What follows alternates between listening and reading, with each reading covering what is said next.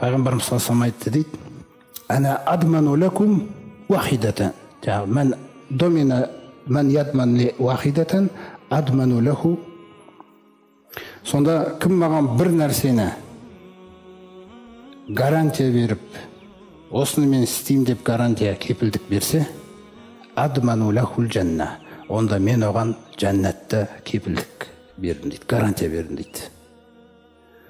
Сонда Сәубан деген сахаба орнынан тұрып, әна я Расулалла деп айтып қалды дейді. Я Аллахтың елшісі, мен.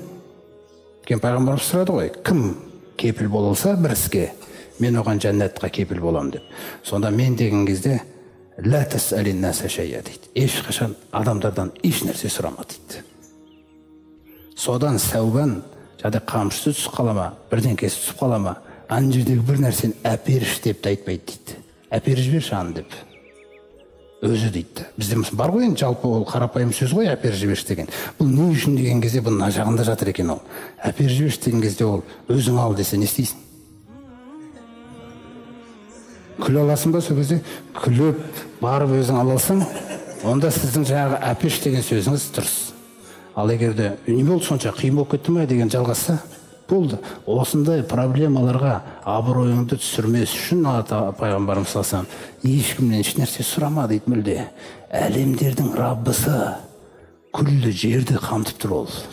Мына жердегі билік, жердегі нәрселер, пайдалы қазбалар, қай нәрсе болсын, берекелер, күллісі оның қолында. Сонда қандай адамдардан еш нәрсе сұрама дейді. Сонда сізден проблема шықпайды ешкімге. Ешкімнен сұрамасаңыз, мысалы қандай нәрсе. Адамдар көбінесе сұрай беретіндер жек көреді ғой. Ал енді пайғамбарымыздың үмбеті сондай болып жүрсе қоғамда, ешкім жаңағыдай қамшың түсіп кетті ме, өзің ала сал дейді міне. Барып өзің ала саласың қамшыңды. Неге? Өйткені Аллах елшісі сізге осы істі сүйсе, осы іс сізге үлкен дәреже береді дүниеде де ақыретте. Ешқашан ол кісі бір жай ерігіп отырып, немесе жаңағындай бір артық бір сөйлей салатын кісі емес қой. Ол тек қана Алланың сүйген істерін сөйлейді сізге. Тіпті сол нәрсесі болса да, жаңағындай адамдардан еш нәрсе сұрама десе де, ол жерде ол кісі сізге үлкен байлық қалаған негізі.